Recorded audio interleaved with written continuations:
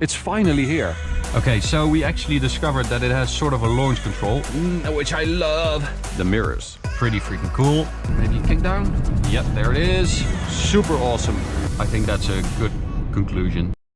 Hi guys, welcome to this POV review by AutoTopNL. My name is Max, and today we are driving the all-electric EV car, the e-TRON. Well, it's finally here. Electric goes Audi is the slogan they use, because it is sort of the first real regular German EV. The first one that is going to sell a lot, I think. So today we are going to walk around. I'll show you all the features on this car. We'll drive it along this road, and that's it. We're not going to do an Autobahn test because that's just not what it's for. We do have an Autobahn video online if you want to check that out. So don't forget to subscribe and hit the notification bell to receive updates when we upload a new video, and follow us on Instagram at AutoTopNL. All right, so the design of this car. What is it like? Well, it's sort of between an Audi Q5 and an Audi Q7, I would say. It's a little bit bigger and bulkier than a Q5. Not if I stand up like this, you can see it a little bit better. It's a little bit bigger than a Q5, but it's not as high and chunky as a Q7. It is on the MLB Evo platform, which is the platform that also houses the Audi Q7, the Audi Q5, the Lamborghini Urus, the Audi A8, A6, A7, all in different forms. It's the same platform. But that also means that they have had to adapt this platform for this car. They have had to add 700 kilos of batteries in the chassis, in the structure. And that means that it is a very, very heavy car. It's a smidge under 2,500 kilos.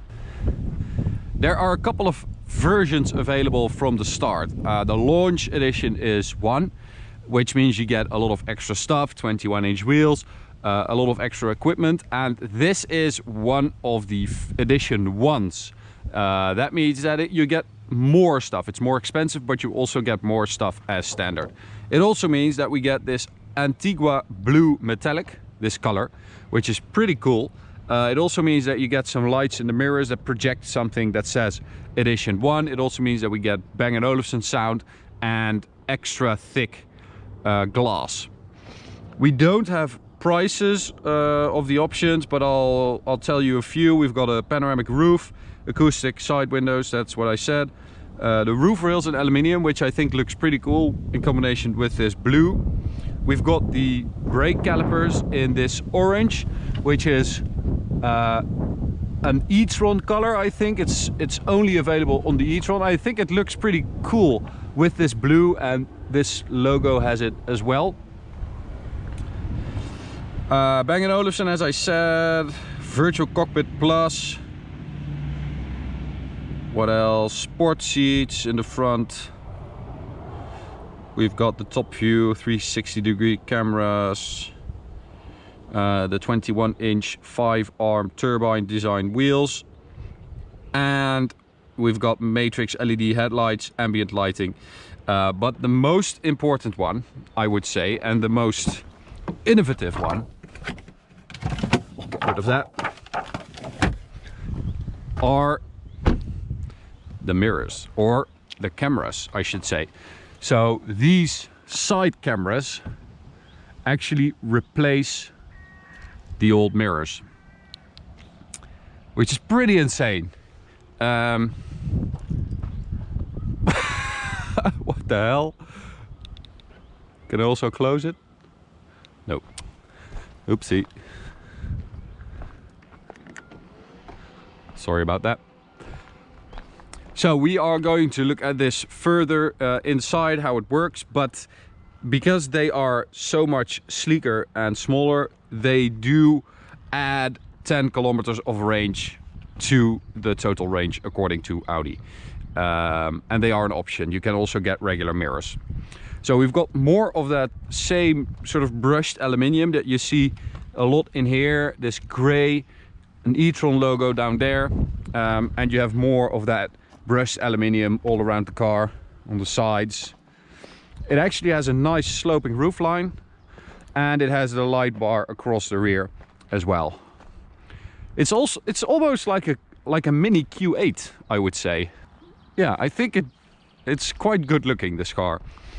We've got an e-tron badge on the rear and the 55 Quattro badge. So the new names at Audi, I explained it in a couple of videos.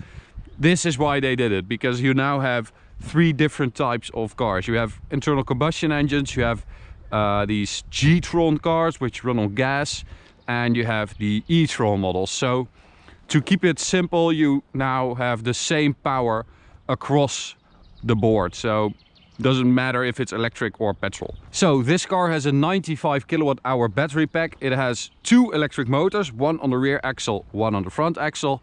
The rear axle electric motor is a little bit more powerful. It's roughly a 60-40 split.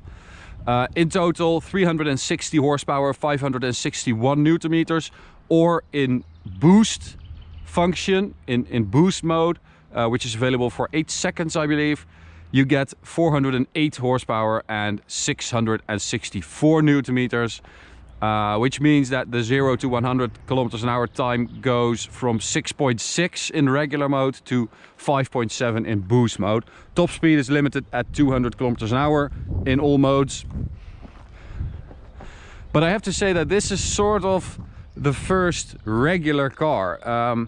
Audi has sort of tried to keep it normal, to make it look, feel, drive like a regular Audi, to get, you know, normal car drivers into this. They don't really try to get the early adopters or something into an electric car like they had to do at Tesla and also a little bit at Jaguar. Because the I-Pace is sort of a crossover between a coupe, an SUV, a crossover. It's sort of a weird thing, and this is just a regular SUV, I would say. So in here we've got very recognizable Audi with the new touch response MMI, with the new virtual cockpit. This is all haptic feedback, touchscreen.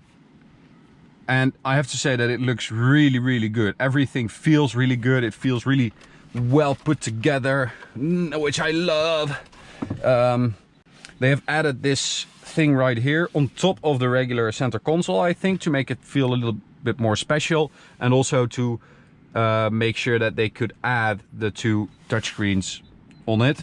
We've also got a new drive selector, or not drive, a new gear lever, which is this little thing. And I actually really like how this works. It's you have your hand on here with your index finger or with your thumb. I really like it. I think that works really well. We have a steering wheel from the A6 and the A7 and the A8 and the Q8, I think Q7. So again, a little bit more upscale than a Q5. And we will discuss the mirrors right now. So, I don't really want to ruin it. I don't want to ruin the party, but I don't really like it. I'm happy that they still offer the regular mirrors because there are a couple of problems with it. Number one is that using your mirrors is so incorporated in your driving that you do it really quickly. So you can judge in like half a second looking at the mirror where someone is, how fast they're going, and if you can go to the left or to the right. But with this one, it's a little bit more difficult because firstly, you look at the mirror. And I know that, you know, a lot of people are going to say, well, you'll get used to it, which you will, but it will take some time because this is so incorporated in your driving and you're so used to looking at the mirror, and this screen is just too low. I have to look down, and it's also a bit too far to the right for my liking. The one on there is better because, you know, the distance between the screen and the mirror is a little bit less. So that's a first. The second is that it's very hard to judge the speed of other cars. So if you look at the mirror and there's a car coming behind you, it's very difficult to judge how fast they're going and if you have enough space to go to the left or enough time. And the third is the space, the depth. it's really hard to judge where this this little wooden post is. Okay, and I just gave away the fact that you can actually adjust the mirrors like this, which is pretty freaking cool. So it's a touchscreen, and you can also click here and you can adjust the other mirror. So that works really well. I have to say that the brightness on the screens is good as well. I was driving today with my sunglasses and I could just see it and it was fine. But I do think I saw a couple of times that when the sun hits it from the rear and it's really bright, then it sort of struggles, but that's to be expected, I guess, with a camera. So we will start it up, put it in drive, and off we go. I'm actually going to turn off the AC because it's really quiet that way. Yeah, they have done a lot to make this car very quiet. As I said, it has acoustic glass, so that really helps a lot with the wind noise and the road noise and stuff. But they have also added a foam to the tires to make the tires more quiet.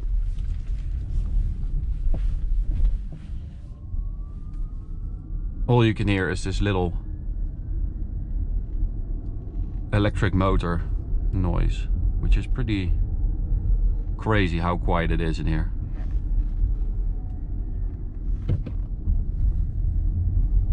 Alright, so 95 kilowatt hour battery. They are also going to release two other versions, more powerful version and a lighter version. So that's also going to be cheaper and more expensive.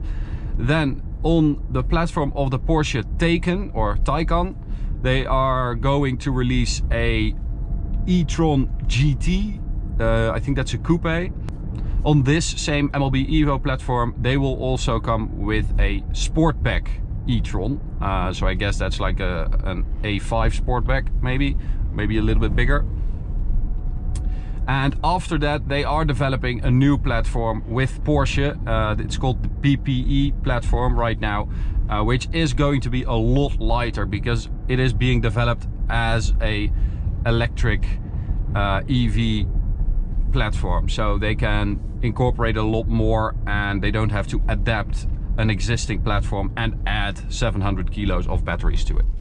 So I guess, you know, that is going to improve, but for now, this car feels quite heavy, especially when you're in a corner. You do really feel the weight. Slowing it down, you do really feel it. So I think that they are, you know, this is still the first one. This is the beginning. I think it's going to improve a lot from here. So the range is up to 417 kilometers. I would think that is WLTP cycle range. In real life, I would say around 320 to 350 kilometers should be doable.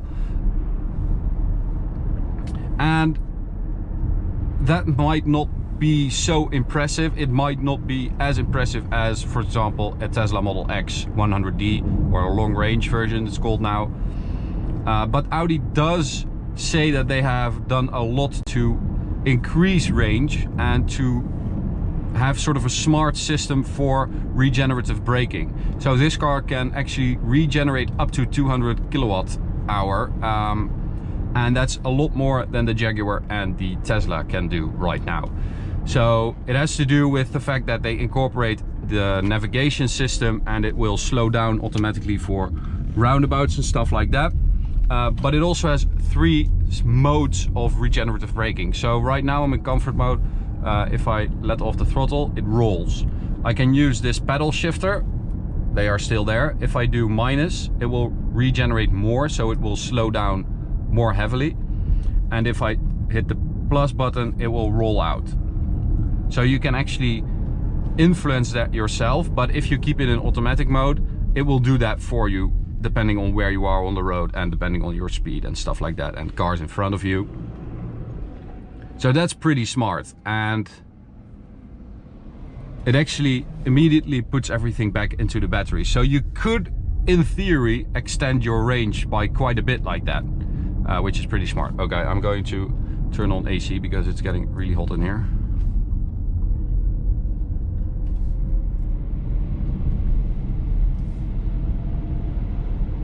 All right, performance.